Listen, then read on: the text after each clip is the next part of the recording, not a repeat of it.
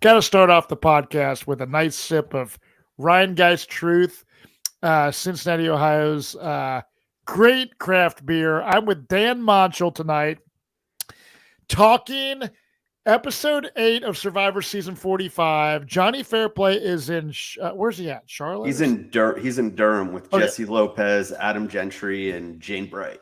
Okay. So Jonny, again, is at, he just does like a world tour for House of Villains and Survivor.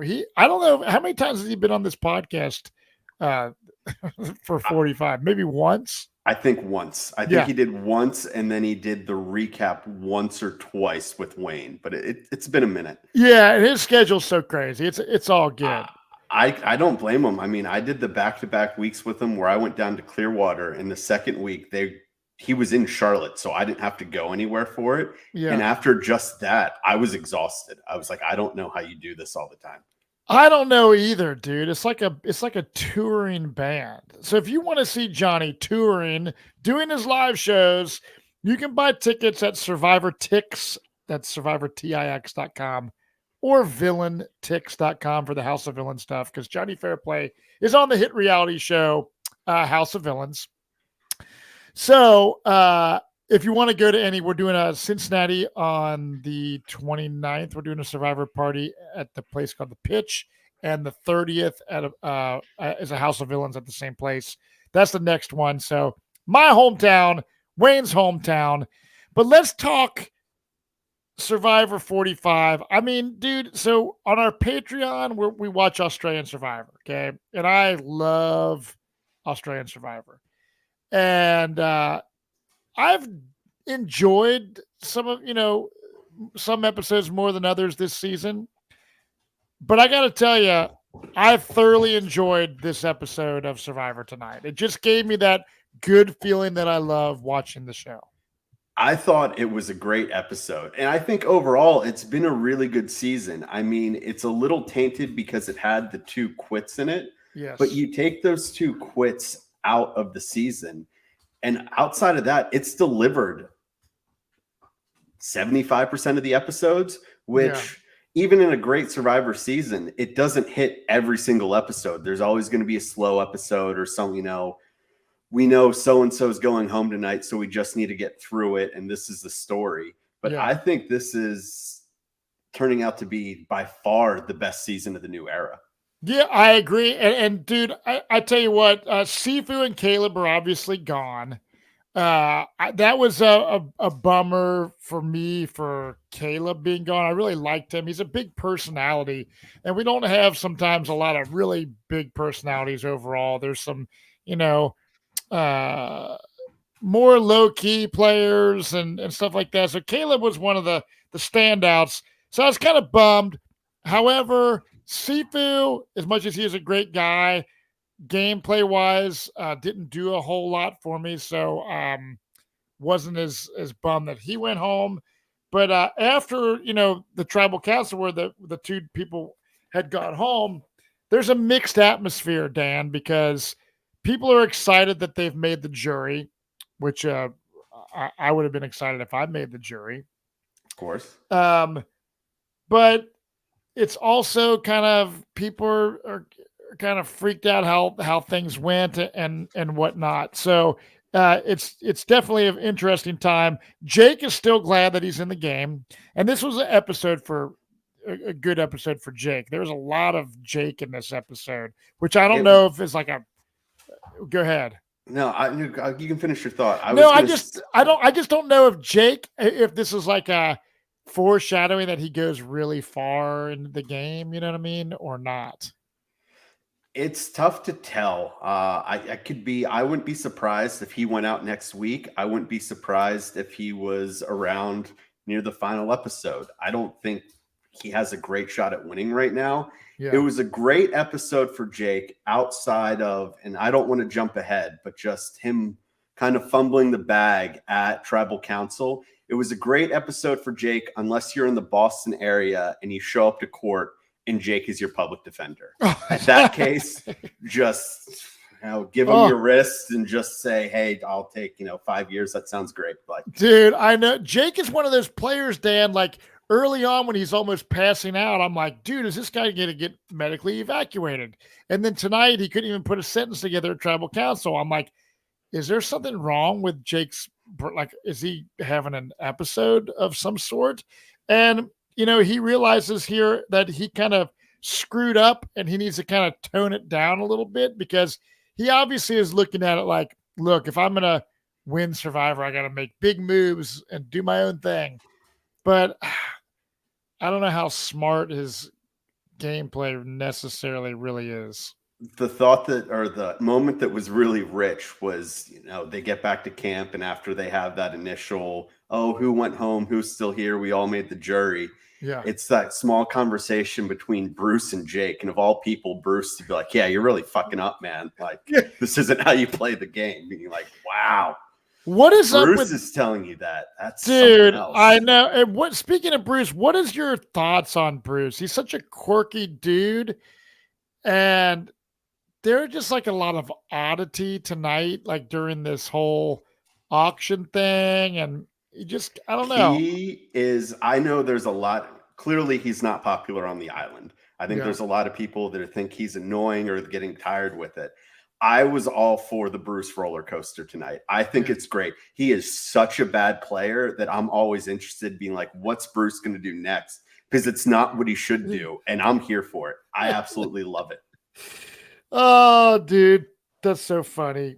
So we see here now that Jake is on the beach telling Julie about what he did and why he did it, and then Julie's like, well, you're gonna enjoy it when I write your name down, dude. Like, was this a bad move, him kind of being honest to her?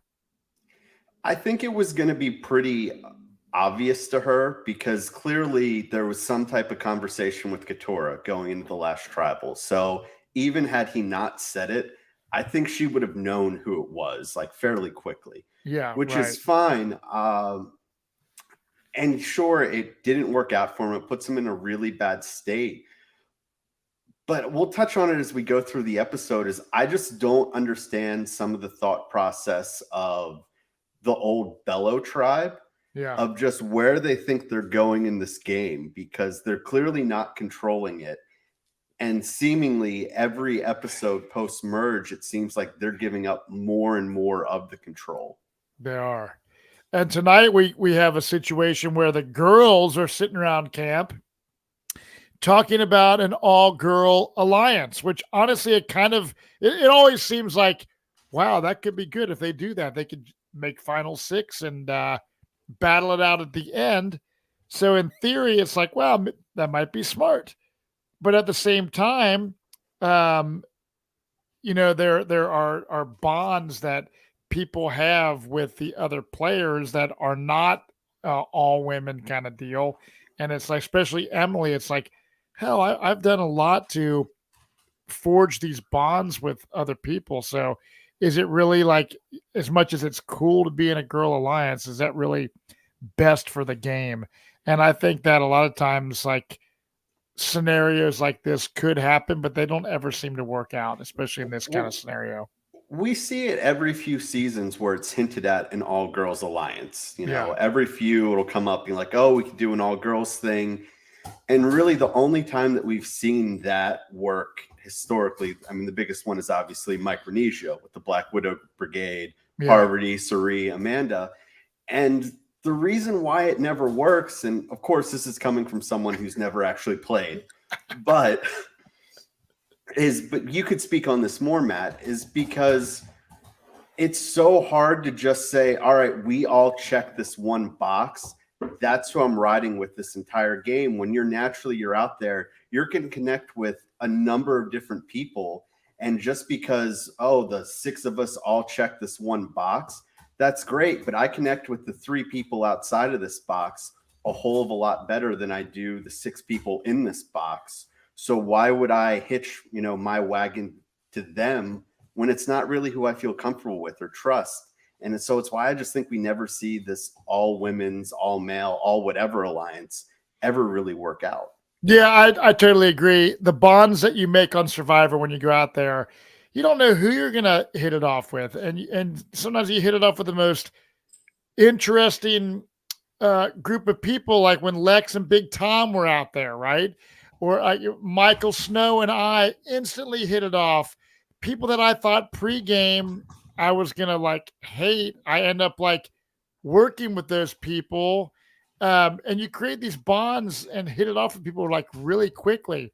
So yeah, if I'm out there and there's seven, six people that listen to Alice in Chains and have beards, but are douches, versus people that are actually I relate with on a much, broader kind of level.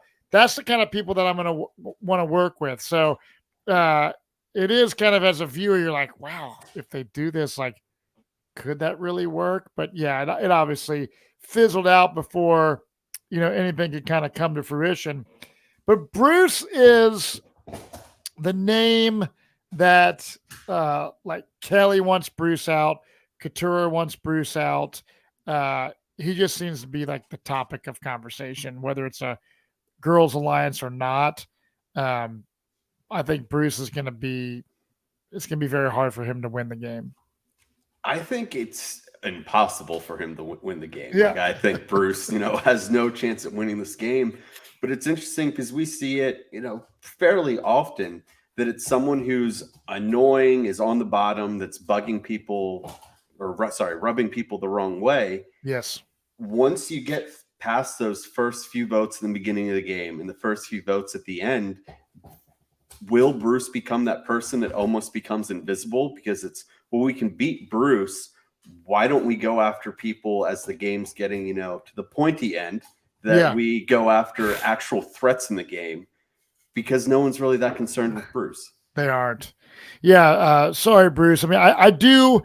The one thing I enjoyed tonight was, some feel good moments with Bruce, and the fact that, at least if they gave the guy a second chance, he's actually like going deeper into the game and really fulfilling his dream. Like he won an immunity challenge, right? So like, props to him. I think if he leaves the game tomorrow, I feel like he got everything out of Survivor that he really wanted, and he's very lucky to play two times.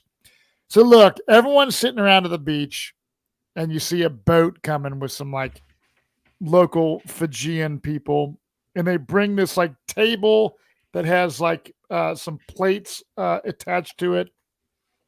They bring it onto the beach, and they realize that it's the Survivor auction is coming back, which I absolutely adore. I love, and the twist that they gave this. I don't like the word new era. It drives me crazy that every episode we have to hear Jeff Probst say new era. But I love the twist. So normally you just get money, right? Like at the auction, they just give you all $500 or something like that. Yep. So this twist is you just got to go into the jungle and find bamboo tubes of money. So everyone, that just makes it so fun. Everyone's kind of running around trying to find these. And then you have Bruce, who's like lollygagging around, dude, like barely even walking to find it. What the fuck kind of strategy is that? Yeah, I don't know if he thought these would be harder to find, that he had time, they weren't going to go quick, or what, but it's hard to get inside of Bruce's head. I have no idea what he's ever thinking, which is why I think he's entertaining. But yeah, he just doesn't seem to care. And I'd love to say, oh, there's a method behind his madness. He's doing it because of this. Yeah. But I can't come up with that method. So I have no idea what he's doing other than... I just think he sucked. I mean, run, dude. Run. There's no urgency whatsoever from him. No. And you'd at least think that, hey, like I can get some food. And they obviously don't know what the twist is going to be coming up once we get to the auction. But right. I don't understand how you can have, as long as what we saw edited is somewhat accurate. We know they like to jump around, but how can half the tubes be found or more before Bruce is ever really finding one? Like that almost seems impossible with 40 out there. I know it does seem impossible because you know that they're not they're trying to film a TV moment. They're not going to be like hiding these tubes like 40 feet up on a coconut tree. They're just going to scatter them like if it's Easter and I go to my in-laws' house and they're like, oh, the little cousins, hey Matt, can you and some people go hide these eggs? And I'm just like, oh God, like I'm another year of this. And I just start just putting the eggs in easy spots so these little kids can find them and be done. So like, that they're just going to have them in easy spots to where this makes it exciting. It's not like it's going to be crazy finding an idol. So I don't know why in the hell he's doing this. He sucked at it. But I love that they show clips from the past Survivor auctions, just kind of paying homage to that. And it's been cool seeing on social media, dude, like a lot of clips from Survivor auctions in the past. Anyone that's played previous games of Survivor with the Survivor auctions were like posting on Instagram like clips from their season and stuff. So I think it's freaking really cool, dude. I'm assuming these clips came from CBS that gave it to him because Ethan's left out the best moment of his entire auction, but I guess they didn't want to show that. Yeah, I hear you, dude. So yeah, now it's auction time, and here's the deal. It's different than before because look, there's no advantages, so don't think there's going to be an idol or an advantage to where you need to save your money for it, which I love that. You had to find your money, obviously, and there's only 15 items max, but Jeff Probst will reach into the bag and pull out a rock, and it'll say a number, and that's the number of anything after 5 Jeff could have on this rock. And the person at the end with the most money does not get to have a vote. So as much as I've kind of shit on the hourglass twist and fire tokens, some twists and advantages are duds, I love how they pulled this auction off. Yeah, I don't think it was necessary to have someone lose their vote, but I've just accepted that that's the way that Survivor's going to be now. Yeah, so right. Yeah, it's fine with everything else they did, bringing back the auction, making these small other changes to it. yes, I'm fine with that. I can live with it. I thought overall, like the auction, it was great. This should be proof to them that if it isn't there every season, it should at least be a staple that we're seeing more often moving forward. I mean, if there's 90-minute episodes, dude, there should be an auction. Like, agreed. Because so they have confirmed that we're back for 90 again in season 46. Yeah, I think the first 2 episodes are going to be like 2 hours, and the rest are going to be 90 minutes. So if there's a 90-minute episode this deep into the game, I'm totally cool with the Survivor auction, and you could totally switch it up and make it more. One thing I wish they would do, they do this on Australian Survivor. I think the no advantages or idols thing is cool, and I also love that there can be some really dog shit food items in here. But what Australian Survivor does is they do like family visit type stuff without having the family visit. Like, let's say I'm at the auction and this one is covered, Matt, and I'm like, $500. And they're like, you want to see what it is, Matt? And they open it up and it's a freaking iPhone. And they're like, you can FaceTime your wife or whoever right there. And you were able to do that. Dude, there would have been waterworks. The whole place would have been emotional and just, I think that would have been a really awesome moment. I wish they would do more stuff like that because Australian Survivor, they sneak in these little, whether it's a letter or a phone call or something, into the episodes before the, mega family visits they do. I just wish they would do something like that. Like I wasn't disappointed at all, but I think it would have been cool if there would have been some non-food related item that's not an advantage, but something cool like that. Well, you can't do it every time, but I think my personal favorite from Australian Survivor was Luke Toki's first season where he bid on a cover item it was like one of the first few items in the auction.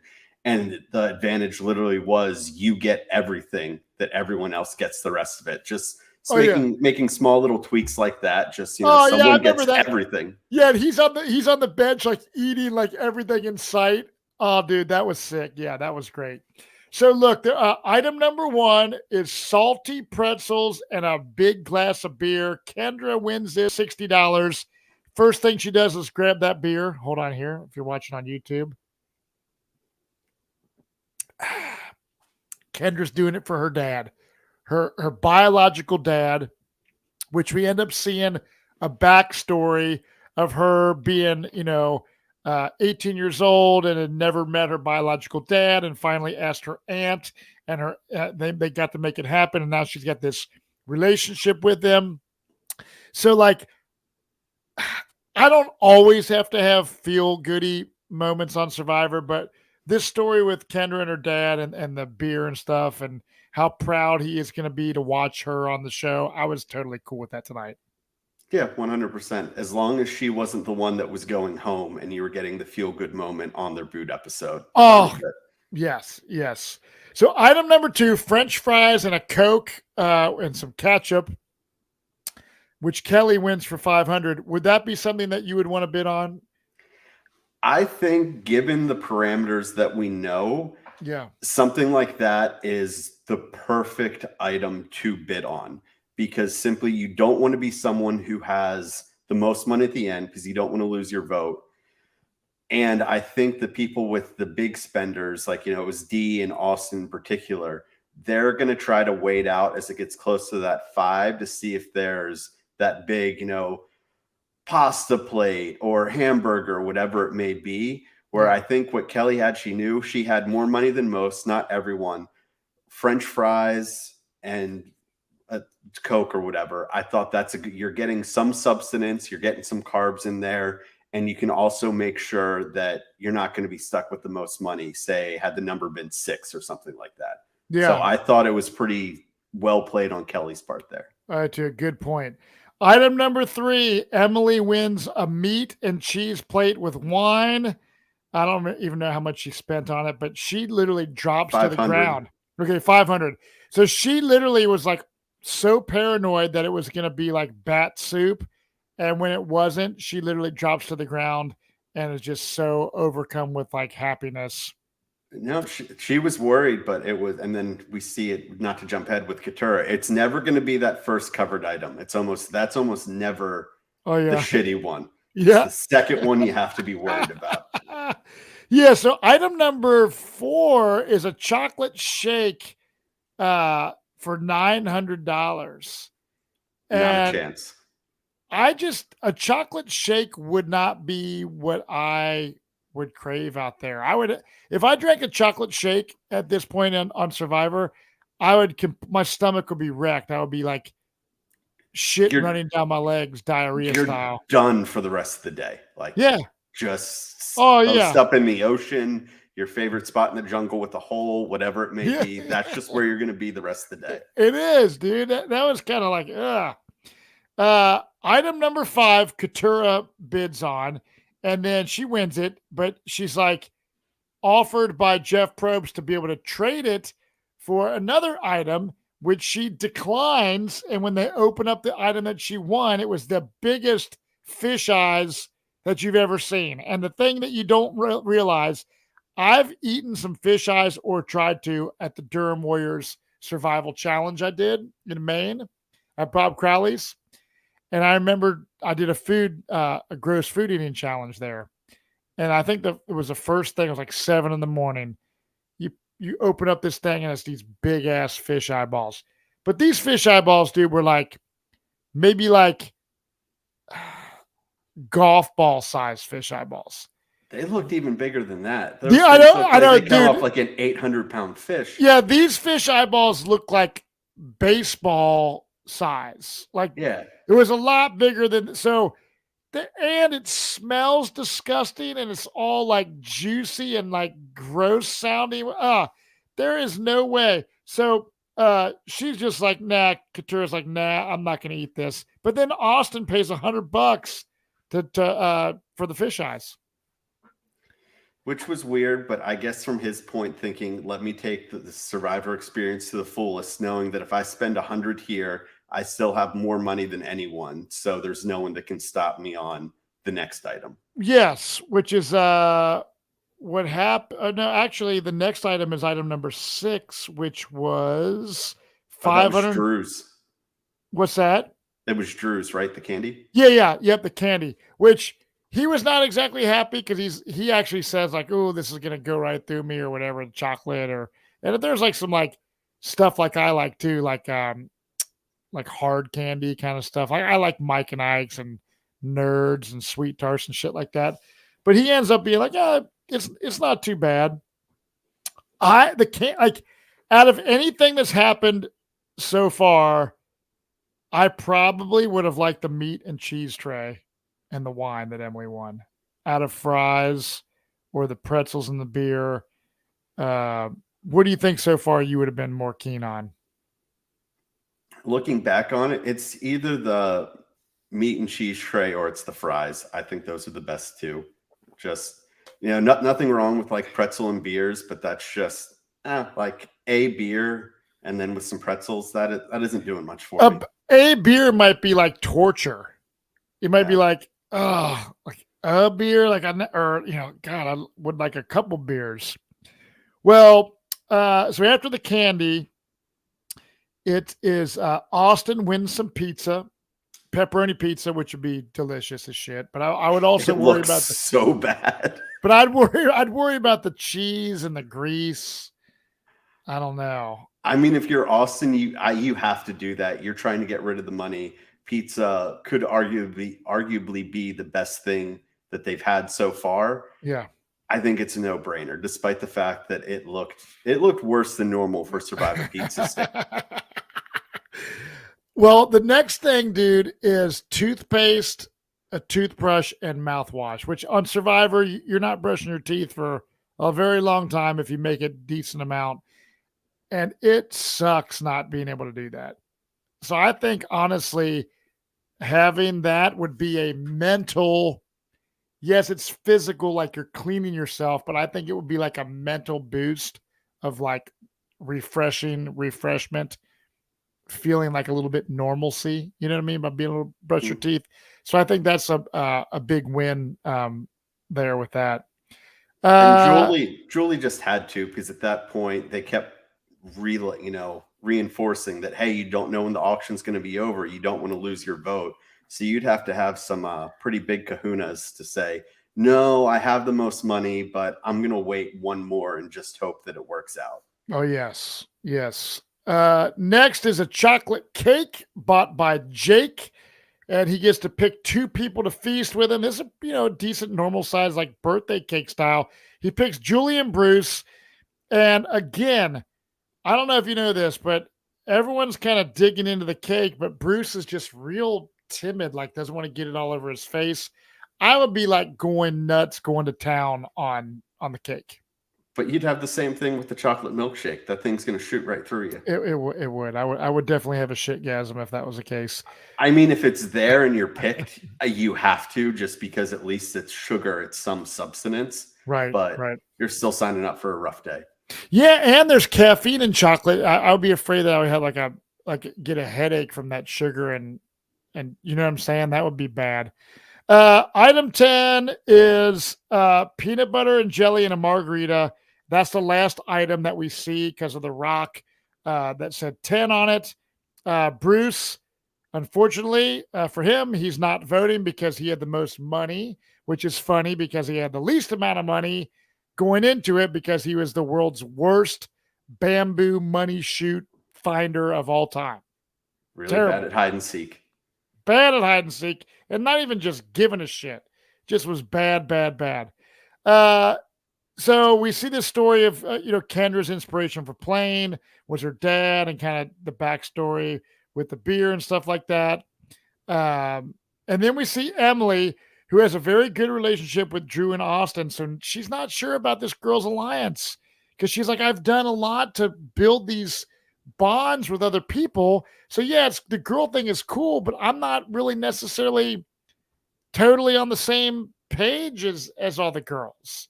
So why would I throw away my normal alliance and the game I have built with other people and sacrifice that for something that couldn't even potentially be a long-term thing?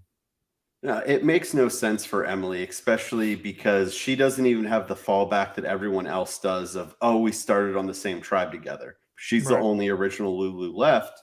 And at this point, she met Dee and Julie at the merge, which I believe she also met Katora at the merge, Kelly at the merge, but then I guess she did kind of know Kendra. But Yes. clearly, her two closest people are Austin and Drew, so it makes no sense for her to jump. No, no. So smart on her. Uh, Austin, yeah, he's like, I'm not so sure about this whole girl alliance. But Emily tells Drew about this potential girls alliance, and this is music to Drew's ears because he's like, hey, look, if they want to get Bruce out, this is good because Katura, who's also potentially part of this girls alliance, she wants to get Bruce out. So when they're all at the water well with Austin and Drew and Julie, they're kind of like Bruce's name is being brought up. Well, and it's so funny that because everyone there knows, and Katori even says it, that everyone knows she wants to get Bruce out. And Drew just says to her, like, as a show of goodwill and, to work together, we'll let you pick the first vote. Yeah. Yeah. So what is your thought about Drew? I know Alex Trias does not like Drew at all. He's a total nerd kind of character. Are you cool with him? I thought this was Drew's best episode. It isn't the most that we've seen him, but not to jump ahead too much, but what we see him do later in this episode, I thought was very impressive. And he's someone out there who's thinking strategically and not just off of emotion when it's coming to the Bruce or Jake vote. Yeah. And the other thing, and it's maybe because he has that, added information because he's so close with Austin. It makes all the sense in the world to get Kelly out because Kelly and Austin are the two left that have those amulets. So he's thinking, you get that out. Austin now has two idols. And if that's your best alliance and Drew ever feels like he's in trouble, it's a lot easier to ask for an idol when he has two. Yeah. I mean, honestly, as much as of a nerd, I think he is. And I feel like he's actually for being young, he's like a grad student. I think he's pretty smart thinking about the game. And I love people that have gameplay instincts in them. I think it's also, if you add that with what he did last episode when they were split out, where I know Alex was big on, they could have easily taken out Drew because Sifu had none of these relationships. I think it's impressive for the fact that he knew he didn't have the numbers. He made the pitch to get rid of Bruce last week, but when he realized that wasn't the way that it was going, he took his foot off the pedal and he laid back saying, this isn't my time to strike or to have agency in the game. Let these people make the decision they want to make to, kind of propel himself to the next stage, to where now in this episode, we see he can make the move that he wants to make. Yeah. Yeah. This is a great episode for Drew. So now we go to the immunity challenge. If you want to kind of explain, I had to deal with my dogs kind of here for a second, so I missed the real initial details. If you want to just explain the how it goes. Well, I did too because I was doing something for Jonny Fairplay, but luckily I did rewind during commercial break, and this is why, Dan. I love it. I got it now. Okay, good. Yeah, Jonny didn't post the Australian Survivor episode that you guys did on Monday or the Q&A. So he's texting me, asking me to do that then. So I did. But I rewinded. We went back. So they go there, and the challenges, as we've seen it before, you're holding up. It's a rope connected to a pole. It has 30% of your weight that you started at when you entered in the game. And as we've seen before in past intervals, it keeps going down where you have to keep changing hands to each different knot level. Yes. Obviously, last one who still is holding up wins immunity. But this is where we see the rice twist that comes in. So what Jeff says is he wants 4 people to give up their shot for immunity, and the rest of the tribe can get a bag of rice. and it is Dee and Emily that immediately say, hey, we'll sit out. This is perfectly fine. And then I believe it's Katora who says, hey, can we all agree that whoever sits out, we won't target them? Like, wink, wink, please someone sit out. And Jeff says, let me help you there. He takes a knife out. He stabs the bag of rice from the bottom as it starts leaking. And it's Drew immediately says he'll sit out as well. And then after a little bit more rice sneaks out, Katora does as well. So it's Dee, Emily, Drew, and Katora all give up their shot for immunity to sit out for rice for the rest of the tribe. And honestly, if you're looking at this challenge and you think to yourself, like, there's no way I'm going to win this, it's like, why not just sit out? That's one hand, you know what I mean? Like, I don't know. Well, I would say I think Dee actually has a pretty good shot at winning this challenge just because of her body type. So she's obviously a slimmer girl, so she isn't going to have as much weight. But I thought it was smart for her to not participate in the challenge because I think the worst thing for her would have been had she won immunity again, or at least went to that final 2 or 3, because I think she would have showed up on more people's radar as a strong challenge competitor. So I thought it was really smart for Dee to kind of sit this one out. What if, do you think she would have sat out if she could use her big toe in the challenge? Well, I mean, she can't lose any opportunity to show off those little piggies. Oh, I love it. So the cool thing about this challenge that I dug, even though it's kind of like, Bruce, it was between the 2 oldest people in the show.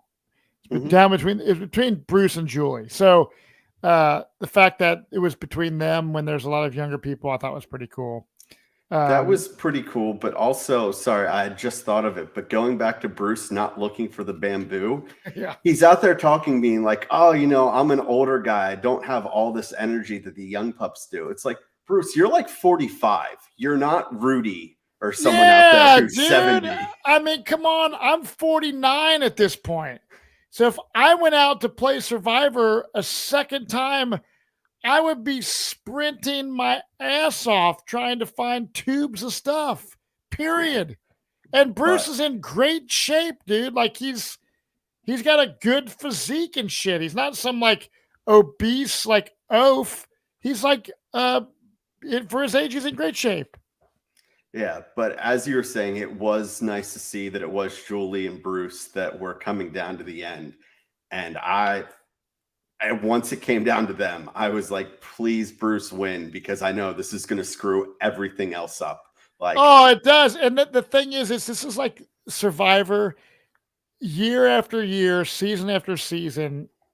I don't know what it is, dude. Because my youngest son's watching with us. He's like, could this ever be fixed? I was like, I don't think so. But it's crazy because anytime someone is like on the chopping block, they freaking win immunity somehow, dude.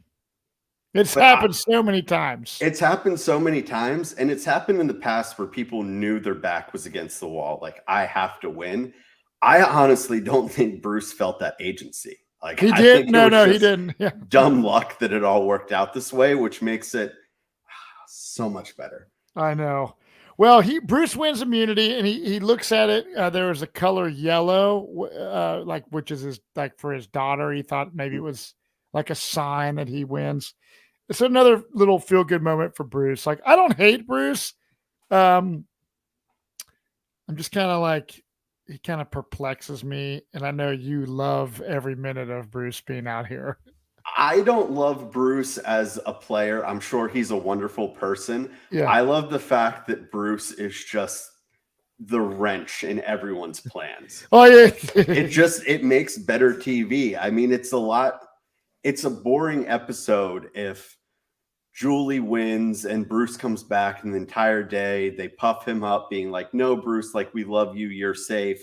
And then he goes out with an idol in his pocket. What we got is so much better than this. And especially when you add in the fact that as this episode's going, Kelly is doing everything she can to distance Bruce. And the fact that she hasn't at this point and Bruce wins is ultimately her downfall. It is, because Perfect. she's even like saying in a confessional, like worried that things could backfire on her. And Jake knows that he is the person that is kind of next in line, potentially uh, next to Bruce. So Jake starts going searching for an idol. So good for you, Jake. You're not giving up. You're searching for it in broad daylight. And why wouldn't you? If you think you're going home, who gives a crap what anyone thinks? Just go look for it. And if I found an idol in front of everybody, I'd go, ha ha ha ha. I found the idol. What are you going to do now? I Yeah, mean, it showed that he's aware of what's going on, and it was very smart by Jake to say, "Hey, I came up to these people," and he was pretty much open arms, being, "I will do anything that you want. I just want to, stay another day in this game." And when no one's telling you any name whatsoever, and just being, "Well, this is going to be a really tough one. I don't know what we're going to do." All signs point to what Jake correctly assumed. It's him. yeah, exactly. And so here's where we see Drew yet again. Good episode for Drew. Um, Literally kind of saying that if we do Kelly now, then we can do like the whole Jake scenario next time. Let's just use the numbers and get Kelly out, um, because we could do the same kind of scenario potentially next tribal. Yeah. So the thought is that at final 9, they can go and do the vote split that they wanted to do, and they could do it between Jake and Bruce to make sure that Bruce either goes or has his idol flushed, and if Yes, not, Jake goes. exactly. So going in the tribal council, Dan, it seems like it's either going to be Jake or Kelly. I'm not totally convinced one way or the other. And when we go to tribal council, there's 10 players left. We kind of start talking about the Rice twist, and then Jake doing, Jeff's like, so Jake, what's going on? Blah, blah, blah. He can't even put a sentence together. And I was like, is this dude having like a stroke or like a mental breakdown? And he's like, excuse me, sorry, like, let me start over. I was a little bit like really confused. You don't think this was intentional, do you? I don't think it was. I think if they did it that way, the editing did him really dirty. But I can only imagine at this point he's just so exhausted, and maybe I'm sure the rest of that day he was out there searching for an idol. He knows he's on the chopping block, and it could just be he's that defeated because he in his mind, I've tried everything I possibly could, and everything for the past 2-3 days has not gone my way. That between being tired, being hungry, and then just being defeated, he just can't think clearly at this point. I feel bad. I mean, it was very awkward the way they edited it. I was expecting some sort of payoff, like I don't know. I'm like, is he having like this like mental just breakdown and stuff? But then he actually does some good stuff where he says, I might be able to play like he's going to say the word idol or whatever. And like, I was like, wow, that's a pretty badass bluff. Like, because that's really throwing people off and getting people kind of nervous and panties in a wad because he's doing it. So like, I give props to Jake on that bluff kind of stuff he did. As long as it was intentional. I'd love to know whether he did that intentionally or it was just him Dude, he talking had to do through it and he intentional. couldn't speak. I would like to think that it was his My Cousin Vinny moment where he went from being complete dud speaking to he turns it around and he figures it all out. Yes. But granted, with how it started, I don't know if I can say 100% Jake did that intentionally. Yeah. Wow. But yeah, this is cool. I mean, Jake appears to think that he is going home 100%. So he has decided to play, excuse me, his shot in the dark. And I was looking at my phone at what time it was. I was like, man, there's still like 7 minutes left. Like, is there something weird going to happen here? So we're just like, my family and I were like, is it going to be 2 back-to-back shot in the dark, kind of like 2 in the same seasons plays where it's safe. But no, he plays his shot in the dark and it says not safe. So he can be voted for. And he is not able to cast a vote, correct? Correct. So that means Bruce cannot cast a vote. There's only going to be 8. So Bruce is trying to get this, that's the one thing I want to mention. Bruce says to Jeff Probst right at the beginning of Tribal, hey, I got the necklace around my neck and I don't have a vote. Isn't that some sort of record, Jeff Probst? And Jeff kind of looks down, pretending like he's looking at some data and says, yes, this is a first. This is just another quirky moment of Bruce, when he earlier in the season when he's like, oh, I'm famous. I played Survivor, and he starts name dropping his. I got to talk to Kane. Yeah, of all people.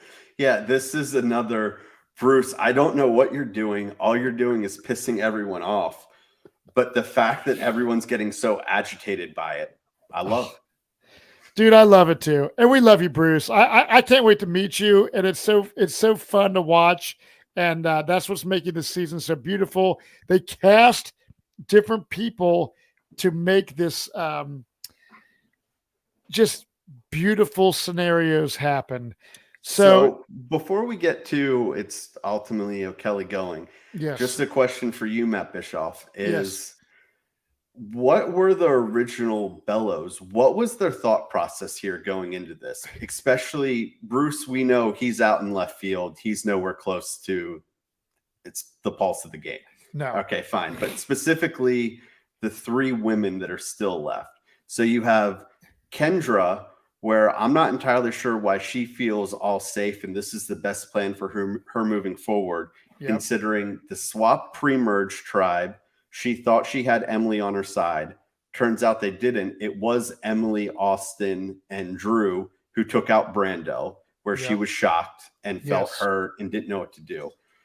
So it doesn't make sense for her to really feel safe with them. With Kelly, she didn't know any of these people for the most part, but she swapped to that tribe that was the 4 original from her tribe and Caleb. Yep. And so her only real connection was she met Austin at the amulet thing. And then, of course, what's happened since the merge. Yeah. And maybe Katurah, it makes a little bit more sense because she thought she was building some goodwill with Austin, D, and Julie specifically, where they took out Caleb. Yes. But I don't understand why these 3 women felt so confident in this other side when they hadn't been to a full-on regular tribal council left, that they thought getting rid of Jake, who is someone they could potentially work with, was a good idea when it was taking away from one of their numbers. I just don't understand their thought process. I don't think they had a thought process. I don't think these players, if you watch Australian Survivor, like a King George, what we're watching on our Patreon coverage, which if you're interested in supporting the podcast, the best way to do so is to become a patron, realitypatron.com. We do a weekly Q&A. We're talking a lot of House of Villains talk. We're watching Australian Survivor, Brains versus Brawn, which is fucking awesome. And Jonny tells the stories he shouldn't tell. So if you want to hear that stuff, listen to Jonny Fairplay talk uncensored. It's worth it. realitypatron.com. But I just don't think that I think that some of the players just don't think deep enough strategically in the game to make the most rational choices. You know what I'm saying? I don't want to call them dum-dums, but I just think that, I don't know why that it wasn't on any of their kind of radar of other scenarios going down here. Because even if the plan went, everyone stuck to that original plan, Jake goes home here. Yes. I don't see where they, in their heads, they see a path forward moving deeper into the game. Because you think, okay, at this point, we've relinquished all control over to the Rebas. Yeah. So I think that's where I'm most interested to see, I guess, Kendra and Katurah, especially Kendra, because this is now the second time that this other side has completely just bamboozled her. Is she actually going to come up with something, or is she going to be like, well, You fool me one more time, and we're really going to have some problems. I don't know, because I mean, obviously, so listen, Jake ends up playing a shot in the dark. He is not safe, and Kelly ends up getting blindsided. Right? She is absolutely devastated. Jake is like, "Oh God, oh my God," and then he has to like tone it down. Like, shit, maybe I should tone this down. But dude, Kelly is she doesn't even know where her torch is. She's just completely flabbergasted. And so are Kendra and different people that were just like shocked. Like, I had no idea this was even a possibility. And then Kelly actually like looks over at Austin and different people like, did you do this? And they're like, Austin and Emily. Yeah, I did do that. So like, here's the thing I will say is Kelly's totally blindsided. Jake is ecstatic he's in the game. And although Kelly is like super pissed, and I don't know how she's going to be when she goes to Ponderosa and talks to Caleb and stuff like that. But Caleb obviously was in an alliance with Emily. So I feel like when Kelly did finally, for a split second, come to terms with the fact that she was actually getting voted out, she was like, good for you, good for you guys. I think Kelly is like a fan of the show and really was intense, like wanting to play the game. So I feel that if she goes to Ponderosa and she's talking to Caleb, Caleb's like giving props to Emily and people, that if Emily goes to the end of the game, even though Emily blindsided Kelly, I think Kelly is the type of player that would give Emily her vote at the end of the game, saying, look, I know you voted me out, but I respect your game, and I'm going to give you the $1 million. Well, as far as we know, we don't see Kelly and Emily really having that bond outside the fact that there could have potentially been that women's alliance. I think if anything, she would have been more maybe blindsided by the fact of Austin because they share that amulet. But even in her head, you'd think his best interest is to get rid of her. That way that steal a vote turns in, or what is it? Steal a vote, extra vote. I forget what it was. I forget what it is too. Yeah. But she's gone and it turns it into an idol. Like, that's something that has to be on your radar. As soon as Jay went out, it became advantageous for both of them to get the other one out, because steal a vote or extra vote is way less powerful than having a full-blown idol. Oh, yes, totally. But dude, I tell you what, overall, from beginning to end, it kept my attention. I wasn't sitting here like looking at my phone, like what time is it? It was a 90-minute episode, and there was even a commercial break in the middle of the auction. I was cool with it.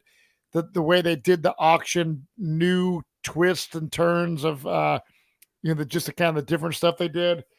Thoroughly enjoyed it. I even was like messaged the Facebook group like, God, this is freaking badass. I love it. It was fun. Survivor sometimes is so serious that it takes away the fun. It's like, I love the gameplay and the strategy, but I also just like to have just like some fun watching it. And then, when these food auctions are, I can converse with my family while this is going on, dude. I can say like, guys, what would you do? Would you have been more stoked on the French fries and the Coke or the fucking cheese pizza or whatever? You know what I mean? It's just fun and interactive. So good for you, Survivor. I know that the diehards are going to love it. The casual fans are going to be entertained. And those of us who have played Survivor and that love the game are happy to see it. And Dan, I'm excited to see where this goes. Do you have any clear-cut favorites right now that you are rooting for to win? If Dee can stay under the radar, I think her and her big toes, I think they have a really good shot at it. I think if I had to place bets on like the two favorites to win, I'd say Dee and Emily. Yeah. Dee, because I think she's played a really solid game so far, and she's obviously been in the majority this entire time. And then Emily, she just has that perfect Survivor story from how episode 1 went, where it was such a dud. She could have potentially went out, had Hannah or what's her name not quit, and to have this complete 180. I think they're the two most likely. I wouldn't sleep on an Austin or a Drew, but I think I go with Emily and Dee at this point. Where are you at, Matt? Who are you looking at? Dude, I tell you what, if Emily wins this game, I'm going to be so happy. And if I look back to episode 1 podcast when I'm like, I was so annoyed. I thought she was the most. I hated her almost more than any Survivor in the history of Survivor. First episode, I was like, and maybe even second episode. Now I absolutely love her. I really like Katura. I think she's killer. And I love the fact that she wants to get Bruce out so bad that I hope she finally gets her wish and that Bruce goes.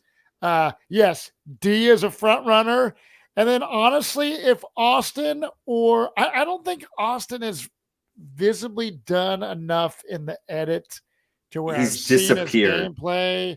He was prevalent those first few episodes, but since I think since he got the amulet where it was all about he wanted revenge for the sandwich, which was 3-4 episodes ago by now, we haven't seen him much since the merge. We haven't. And then Drew, who is, I know Alex does not like, he's more that Cochran nerdy type player, like the epitome of a nerd, visibly, you know what I mean?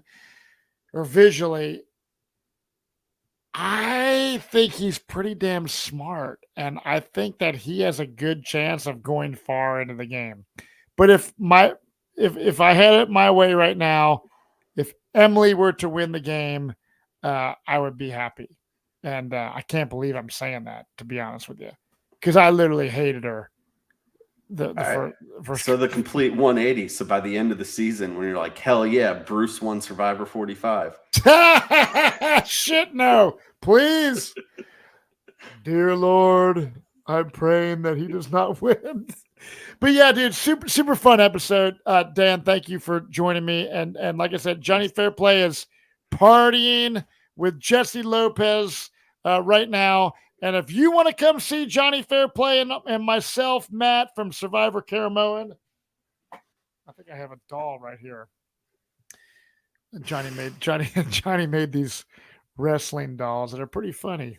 It's actually pretty accurate. It got all the tattoos on there, then my beard tattoo. So listen, I was on the TV show Miami Inc. like in 2005. This is pre-Survivor. And I got that tattoo on my back on Miami Inc. from an artist called named Chris Garver, who was cool as shit. We actually after he did my tattoo, we went out and partied together and went to dinner and stuff. It was really cool. But if you look on Johnny's Instagram today, he got a tattoo on his chest of a dragonfly to symbolize the dragonfly that showed up when he got engaged. I guess it was. So yeah, and I know Jonny does not like needles, and I tell you what, the chest is a very gnarly place to get a tattoo. It hurts, even though it's a small dragonfly, it still kills. So props to Jonny. So if you want to come to see me and Jonny, or Jonny and I, excuse my English, November 29th at the Pitch, and that's the Survivor 45 viewing party, and the very following night with Jax, myself, Jonny, Wayne Mehmet, and who knows, there could be other special guests at the Pitch as well for a House of Villains party.